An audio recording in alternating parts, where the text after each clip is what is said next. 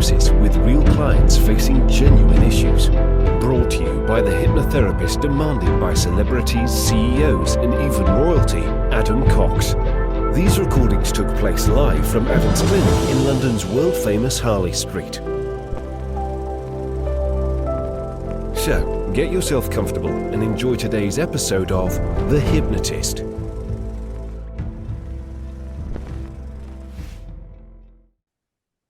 Welcome to The Hypnotist. My name is Adam Cox, and today I'm not your hypnotist. We have a guest hypnotist, and that is Rebecca Wagner. Welcome to the show, Rebecca. Thank you, Adam. Great So to happy have to you. be here. Great to have you here. So, one of the things I'm always curious about when I'm meeting a hypnotherapist is how they actually became a hypnotherapist. For you, what was the catalyst? What was the key thing that made you curious about the world of hypnotherapy and then actually to become a therapist? So mine is twofold. My background for the last 15 years, I've been a massage therapist. And the amount of people that I've helped in the massage room has been crazy. And over the years, people would be like, I would work on a muscle and they'd be like, I don't even know why I told you that story. I've never even told my wife that. Or they'd leave and they'd be like, that was the best massage ever. What did you do? And I'm like, I literally did nothing different. And I realized that when I'm working on the muscle, they would be telling the story and then it would release twofold from the muscle and then also from their mind too. So I was like, it has to be mental. And at the same time, I was going through a big life change where I was turning 30 and I had already done all the things. I already started a career, had kids, got married, got a house, did all the things I was supposed to do. And I was coming to this point, I'm like, who am I? Who am I moving forward? And I knew I had to dive deeper inside of myself as well. And so I started on this journey looking for something in the mind work. And I knew I always loved energy. I always knew that somehow I would get involved in the energy world, just didn't know how. And then I was talking to a colleague of mine. I'm like, oh, I found this thing called NLP and hypnosis. I'm like, I'm not sure if it's for me or not. And she looks at me, she touched me on the shoulder and she's like, no, Rebecca, that is exactly what you need. That's not only going to help change your life, it's going to help everybody you work with moving forward. I'm like, okay. So I looked into it and it was a Thursday, I remember. And I had called this training company that was really local to me. I'm like, oh, bonus. And I was signed up and ready to take the practitioner training within the next week. And I've just gone downhill from there in the most amazing way because I've helped so many people in so many different ways change their mindset, their lives, as well as my own as well. Do you think your background in actually working with the physical body gives you a different perspective? Because there is a great deal of belief, whether it's through NLP in terms of kinesthetic submodalities, or this idea that emotions are stored actually in the body. Do you have a different perspective on that because of your background? I 100% believe that emotions are stored in the body. Because it would be funny, and I've done a lot of extra learning. I know Louise Hay talks about it in her book, You Can Heal Your Life. You've also got the New Germanic Medicine, I think it's called, where it talks about how all of our body parts mean something differently. And so when it comes to, say, low back pain, oftentimes low back, and it's very universal, has to do with financial issues. So you may have a lot of money, you may have no money, you're just stressing about money, it shows up in the back. And with massage, when I would talk to somebody about just finances in general, they're like, what did you do? Because my back pain's decreased or has gone away. I'm like, we just brought it to surface. So 100% I fully believe that the emotions are totally connected to the body and the mind. Mm. And with things, let's say the two dominant emotions that kind of affect most people in a negative way is probably like stress and anxiety. How does stress kind of manifest in the body compared to, let's say, someone very anxious all the time? Okay, so stress is, I'm going to say in this way, stress and anxiety. Stress is thinking about things of the past, things that have already happened. When you carry a lot of stress in your shoulders, you're literally carrying the weight of the world on your shoulders, and stress and energy has weight to it. So it shows up in the shoulders, let's just say. Anxiety is fear of the unknown of the future.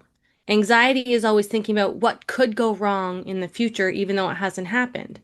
And our minds, as you know, don't know what's real and what's not real. And so when you start to think of these thoughts that haven't happened yet, it shows up in the body. So that's how I look at it, and that's how they're really connected to the stress and anxiety. Yeah, and I remember a study years ago about for people with long-term depression, they gave them a toothbrush to put in between their teeth and look at the mirror for 5 minutes a day. And because it mimicked the same muscles as a smile, they actually kind of felt better. So do you Interesting. find that works the same way that if someone is carrying, let's say, a lot of tension, a lot of stress, a lot of anxiety, and that gets released physically, then their mood changes, and then vice versa. If you work with someone hypnotherapeutically, not with nothing to do with the body, and then their body changes, is it like a two-way street from your experience? I would say yes. And that sounds like a super cool study. I've never heard of that one with the toothbrush, but it makes sense. I was taught working with somebody a couple weeks ago, and it was something simple in the hypnosis. It was a hypnosis session. And we were talking about let's create what we were calling the badass list. And the badass list is all the things you've done in your life that are friggin' awesome to be able to come back to those emotions right then and there on the spot. And if you're feeling down, then you can go back to your badass list. And it could be whatever it is for you. Maybe you got that perfect job. Maybe you had a bought a house. Maybe you it was your life goal to get married, write a book, whatever it was. You know what those feelings are. So to be able to go into that really quickly, it's going to change your body instantly and your mind because when you feel your most badass or your most confident self, you're going to walk differently, you're going to talk differently, you're going to approach others in a whole different way. So it's very much a mind-body connection. When your mind is in the right place, the body is the robot and the body just follows. Mm. That becomes an anchor, doesn't it? Because all of Totally. these things are very resourceful states. So whatever that thing is, whether it's kind of gratitude or accomplishment, you're kind of reactivating that. So I guess in a way, that's a form of self-hypnosis because you go back to those memories and you're like, wow, okay, yeah, no, I can do those things. I am capable, and it does change things very quickly. Um, Yeah. Most hypnotherapists tend to gravitate towards particular niches or kind of specialist areas. hmm Is there a particular type of client or particular type of issue that you found yourself, maybe not even through intention, it just happened to be that way that you've ended up working in more of a niche than you intended to? For me, I like to work with women who I've figured it out, even though we don't want to call ourselves, maybe we do. It's the millennial women. We Mm, grew up in a very different era than, say, the women growing up now in their early 20s. And we just have this different kind of stress. So I love working with millennial women who either have their own businesses or want to learn how to juggle and navigate that balance between home and work and really help them decrease their stress and anxiety so they can be the best mom, they can be the best colleague, they can be the best business owner that they can be because ultimately we want to be able to make that time to be able to go to our kids' events and functions as well as still have a fun living or earn money in a way that's for us too. mm. And what are some of the major issues that you would say, let's say, millennial women tend to face more of than, let's say, millennial men or perhaps older or younger generations?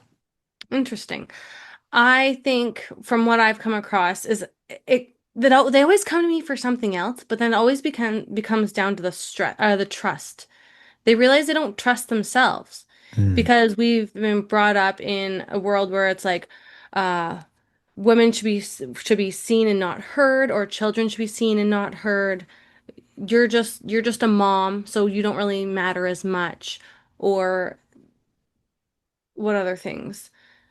I don't know. I'm actually, a side note, I'm actually writing a book and it's called Run the Dishwasher Twice, Shift Your Beliefs, Mind Your Mindset, and Live Life on Your Terms because there's so many beliefs have been installed in us from children, especially women, that need to be changed. And I feel like I'm one of those people that want to help people change. Like I was telling my friends about this and like some of the different chapters that are in it. And she's like, Yep, I've got that one. Yep, I've got. She's like, "Are you reading my mind?" I'm like, "Well, kind of, because we're all going through the same things. We just don't voice it." And so it's called run the dishwasher twice, even because the amount of times we feel like everything has to be perfect and you have to put everything in the dishwasher the first time. It's not necessary nowadays. If I have to run 2 or 3 loads of dishes, then I run 2 or 3 loads of dishes. But there are some people that are like, if there's dishes on the counter, they all have to get put into the dishwasher and get run once. Hmm. So it's just shifting the mindset in a way that we haven't been taught, especially as this millennial era, I would say.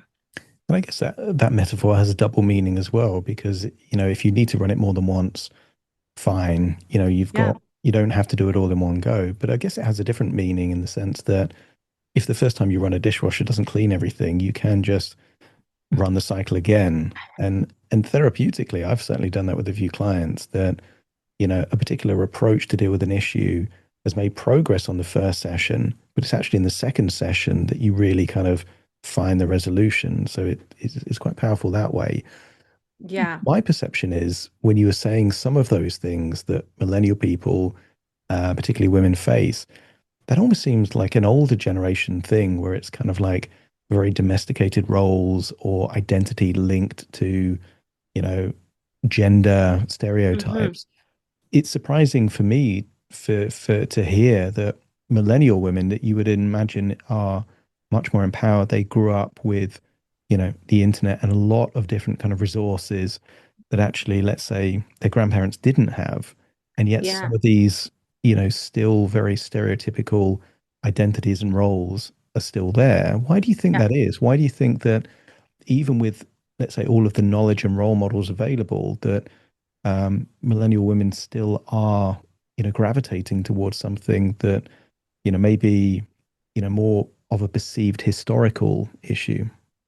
Well, I think we're that generation that went, so our first emotions, I'm sure you know this, although your listeners may or may not, our first emotions are created between the ages of 0 and 7. That's when our first emotions were created, and everything is piled on top of that. For those millennial women, that's when it still was those older generations installing these beliefs on us. Yes, when we became teenagers, we started to have more of the internet and more of technology, and now it's like in our hands, we can do it whenever. Although those first emotions, those first beliefs are still from that older generation. Us teaching our kids now, we have so many more opportunities and possibilities and resources to teach this generation moving forward, but I feel like ours is this like generation where we're still taught all of the old school ways. We're we're changing them. We're the catalysts that are changing them for the futures to come. That makes sense. So it's kind of, I guess, some within the millennials are very empowered and very kind of, um, let's say, in control of their own identity, but you've got this legacy of because of how they were raised and their role Yeah. models, it kind of echoes, which I guess leads to the idea of, and not everyone believes in this, is this idea of generational traumas or generational, kind of issues where I certainly see it in phobia clients where actually a lot of people inherit the phobia from their parents because they see their parents very scared with something and then they kind of observe and learn that. Yeah. Do you think that's a valid, kind of thesis, this idea that actually certain conditions or compulsions or addictions actually kind of ripple from generation to generation? I think that's such a great question to ask. So unfortunately, my mom passed away almost 4 years ago. And it was on her 1 year death anniversary. My mom, or not my mom, she was gone. My aunt and I went out for lunch to celebrate her 1 year anniversary. And we just got talking about different things of like how she was. Like there's a lot of things from between my parents that were before me, so it's like a secret that I've never got to know, yet I never will know because it was before my lifetime. And there was a lot of things that I didn't know happened. And on this 1 year lunch anniversary, my aunt was talking to me and she was telling me a few things. And I'm like, this makes sense as to why I do this way, is because this happened to my mom. And I was like, no way. Or the way I would say something or hold myself back in a way when I really want to just step myself out in the world. And she's like, yeah, because your mom did this, or this happened to your mom. So that makes sense why you do it this way. And I was like, holy crap. I never realized that her beliefs, even though she never spoke them or gave them words, were installed in me, and I'm acting in a way that I don't want to act because of her. So I thought that that was very fascinating, and for it to be able to come to surface and for me to be able to actually acknowledge it, see it, hear it, feel it. And I was like, holy crap, that's crazy. Now that I know it's time to change it. But yes, I can see how this generational trauma can go through. I had another client I worked with years ago, and it was her grandma who was in the Holocaust. And that was when I was talking about when we need to learn how to trust ourselves. She realized she didn't learn how to trust herself because her grandma couldn't trust herself because her grandma was literally in the Holocaust. And I'm like, this is so crazy. So yes, generational trauma can go through the generational line, although once you know about it, that's your job to decide if you want to change it or not, right? It is. And I think one of the most empowering things to do with the client is they become the one to break generational cycles. Yeah. And I remember working with a client, very kind of tragic story, but it was, basically a lot of child sexual abuse. And they figured that that had happened to their mother and highly likely their grandmother.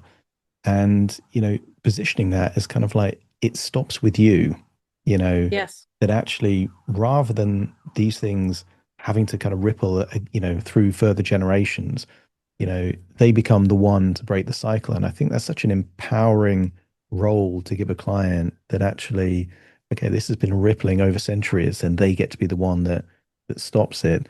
Um, do you believe that um, the message that you actually kind of give the client, the role, influences them, or do you think it's all just based on suggestion? Like what's the key thing that you feel is an empowering reframe when you've got these things that have been going on for a long time?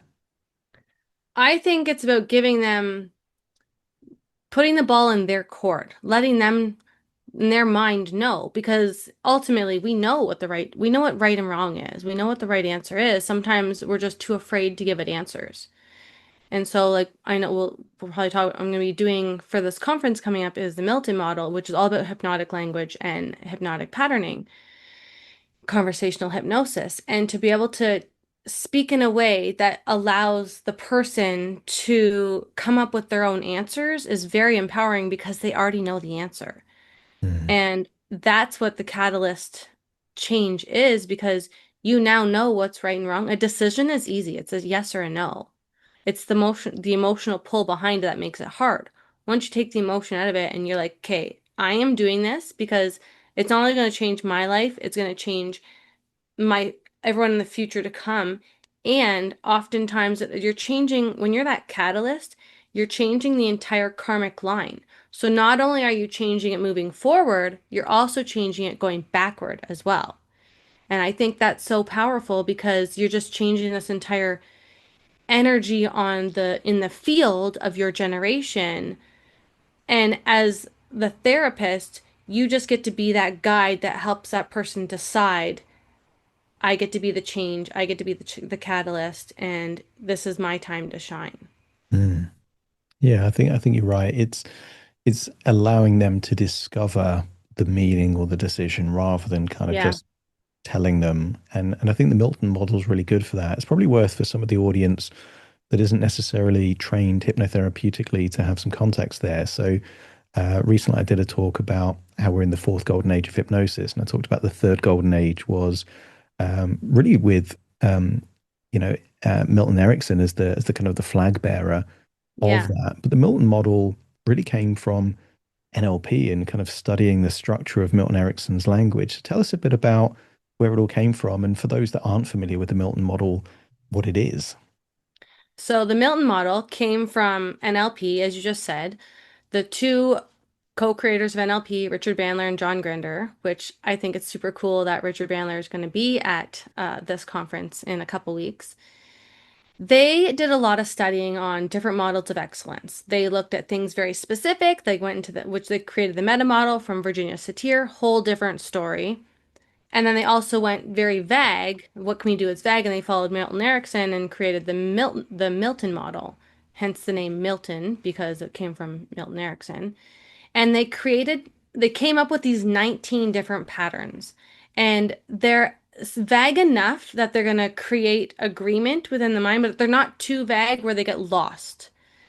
And so there's these different patterns that one can use as conversational hypnosis, like as conversationally or in a therapeutic setting that just allows the unconscious mind and the conscious mind to come up with an agreement to be able to do what they want to do. So, for instance, one of my favorite ones that I love to is a tag question. So, a tag question is just a question that you add to the end of a statement, and it just allows your mind to go off and wander and decide, do you want to do this thing or not? So, for instance, if I say to my kids, I'm like, okay, boys, you can clean your room. And they're like, yeah, I can clean it. And if I say, you can clean your room, can you not? And they're like, well, yeah, I can. I just don't want to right now. So it's giving them more of a choice in their mind as to the answer they're looking for or Mm. or what I'm looking for from them. Yeah, it loops back, and I think, the one I use a lot is it not? Is it not? You kind of give them a new belief. That's true, is it not? And then it gets them kind of going back to the very neural pathway that you can kind of update. And what I like about Milton Erickson is that he was the master of metaphor, and I Yes. love analogies and metaphors, and people regularly listening to the show will know just how many metaphors that I use. Oh, yes. And you're very good at them too. Thank you. But what I love about metaphor is that you don't have to know the reality of the client. It just has to represent. And there's a great phrase in NLP, the map is not the territory. Yeah. So it gives them this way of kind of having a structure to kind of make changes within the model of the metaphor. That doesn't have to be their reality. And I did a recent one with a lady that was giving up alcohol, and it was framing all of the things that could be relapse triggers as snakes on a snakes and ladder board. And it was just really profound for her because it gave her this feeling of, well, I know where they are now, so I'm not going to tread on them again because that puts me back. And I know where the ladders are, so I can kind of make the progress. And snakes and ladders is quite a good metaphor for that. But I don't have to Yeah. know all of the specific details of this client's life. It's just she will know what the snakes are.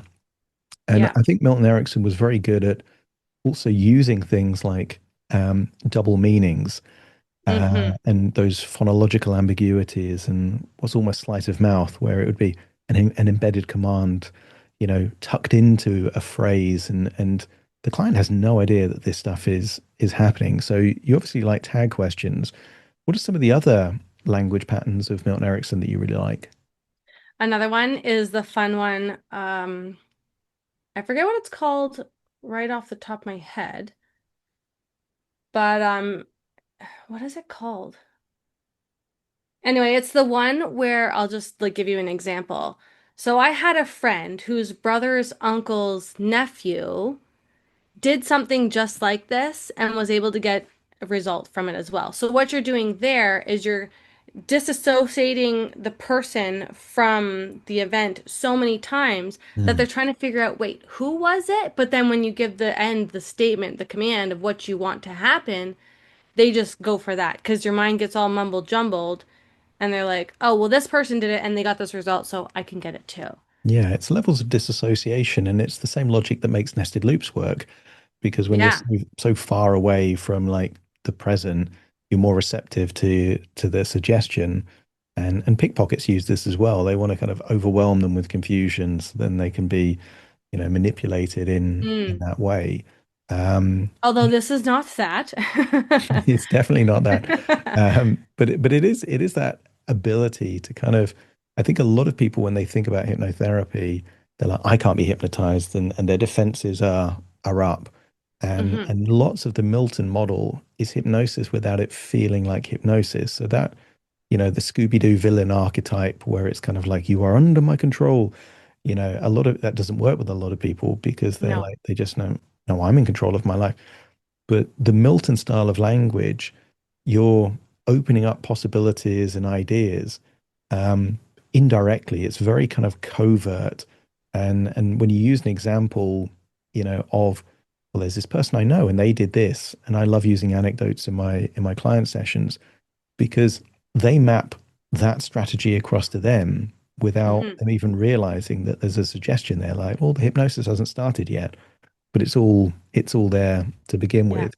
Yeah. And what would you say is the difficulty for whether it's a hypnotherapist or just someone curious about hypnosis, learning the Milton model and some of those techniques? The difficulty in it, Hmm. What's the challenge? Because I think with the meta model, what I found with the meta model the is that meta.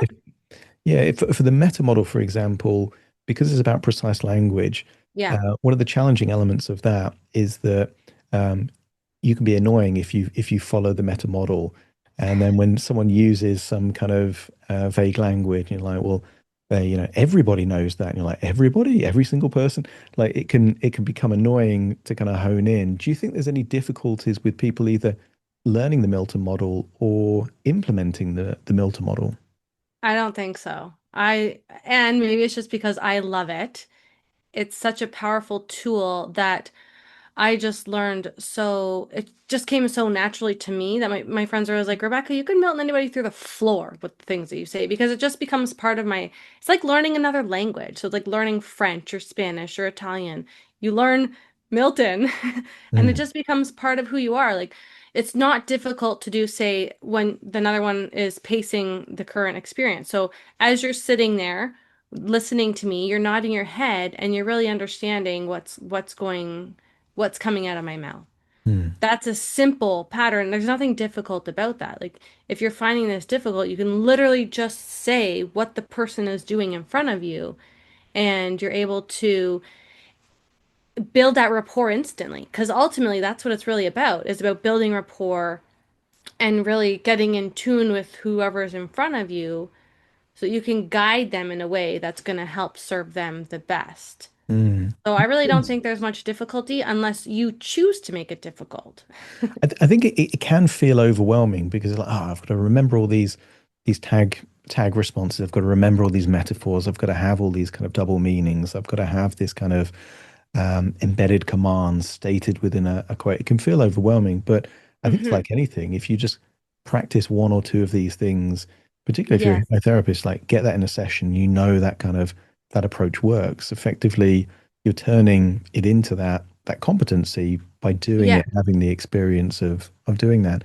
One of the things I found fascinating about Milton Erickson is the creativity and the homework that he would set his clients.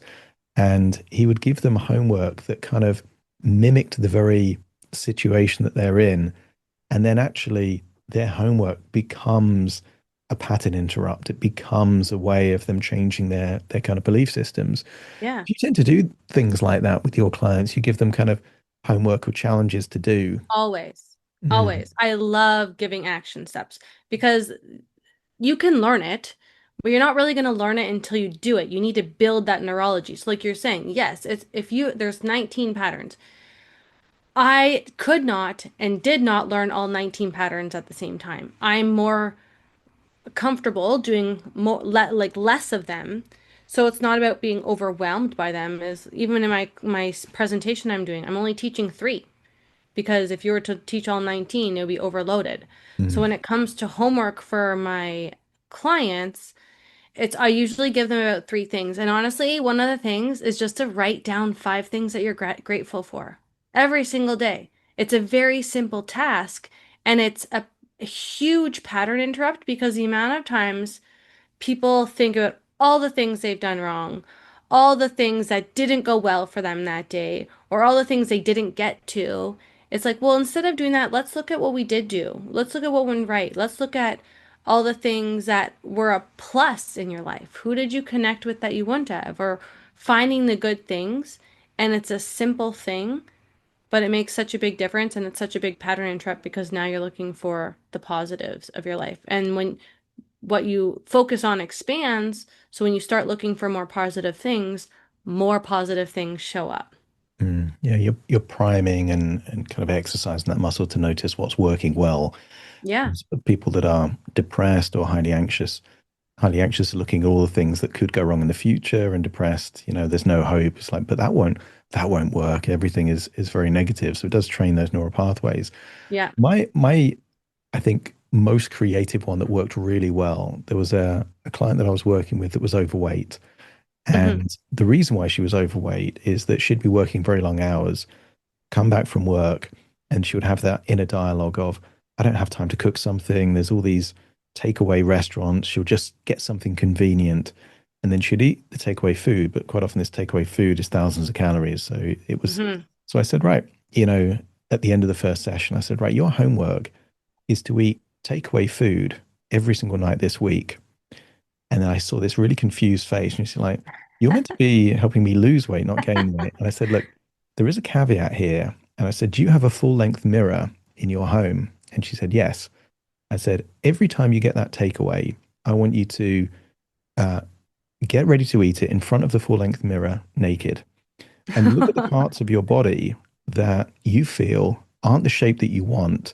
And I said, "Try your hardest to enjoy that takeaway while looking at the shape of your body that has been caused by this takeaway."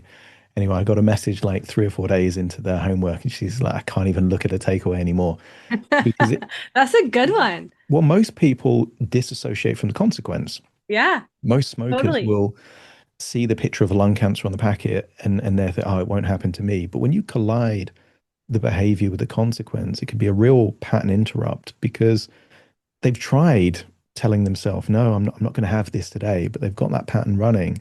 And when you collide the consequence with the action in that moment, suddenly it doesn't become very desirable anymore. So, that those kind of Milton Erickson style homework, I think is really fun. Of course, Hmm. you're going to be talking about the Milton language patterns in the Mid America conference, and you're quite right. Richard Bandler, along with John Gridden, that actually kind of built the Milton model, is going to be there.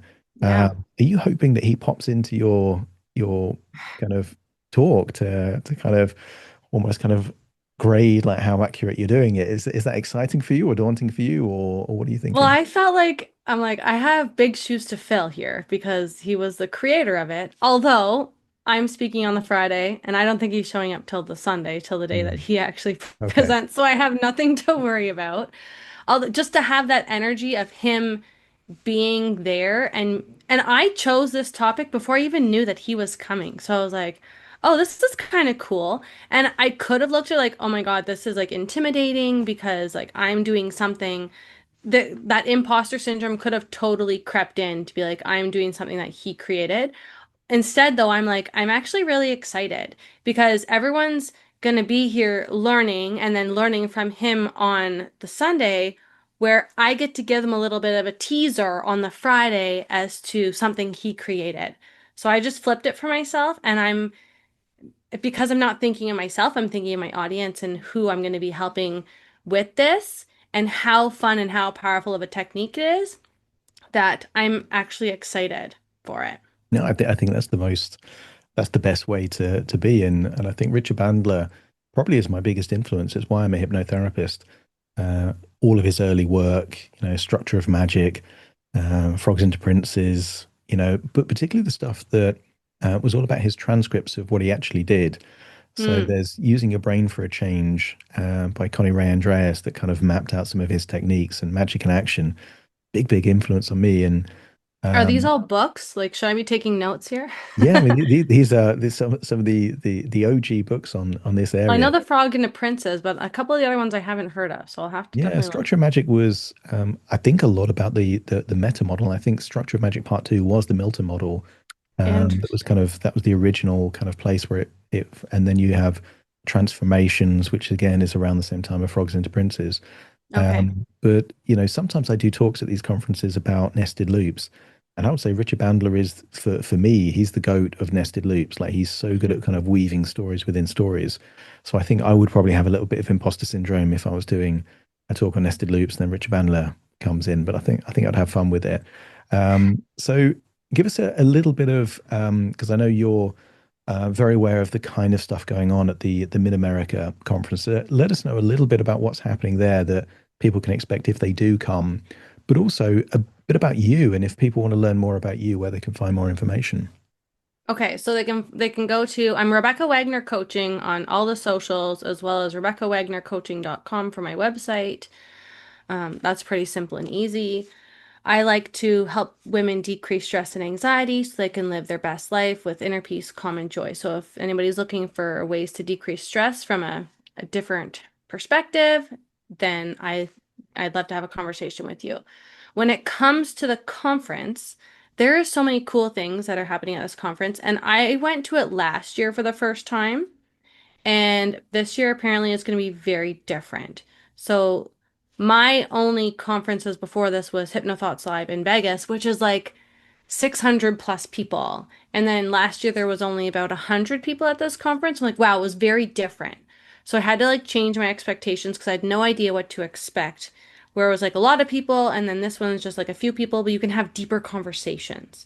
So this year, I think that the top line is 400. I think we're at 350, 400. So you're gonna be able to, it's gonna be like one of those mid ones where it's like you can meet a lot of people, but you can also have deeper conversations. And there's lots of different ways that you can do that. They're gonna be doing swag bags, swag, like giving gifts for everybody who comes. I don't know how many bags they have or how it's gonna work. So I'm also part of Rich Guzzi, who's Rich and Joe, who are running it. I'm part of their elite program, so I've got a little more insight than some. Obviously, I'm not going to say what the public doesn't already know. Although we do know that on the Friday we're doing the Family Feud kind of games, which is like so much fun. And last year it got a little off topic, which is fun because it just makes it for good laughs and for fun. We have He's actually doing a VIP room this year, which is really cool. So there's going to be an extra room that you can, if you've paid extra for the VIP, you get to go.